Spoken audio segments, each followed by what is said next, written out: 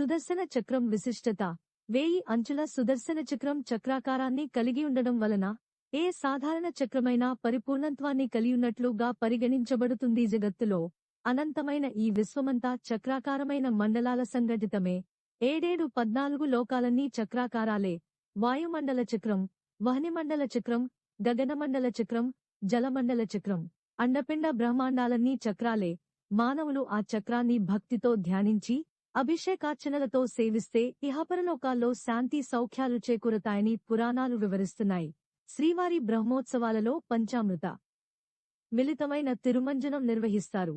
తర్వాత శ్రీ సుదర్శన చక్రాన్ని స్వామివారి స్నానజలంలో ముంచి పవిత్ర స్నానం చేయిస్తారు. అదే సమయంలో లక్షల మంది భక్తులు కూడా శ్రద్ధాభక్తులతో శిరఃస్నానం చేస్తారు. ఆ సమయంలో శ్రీవారి దివ్యమూర్తుల శక్తి, శ్రీ సుదర్శనాయుధ శక్తి పుష్కరిణీ జలంలో సూక్ష్మరూపంతో మిళితమై ఉంటాయి.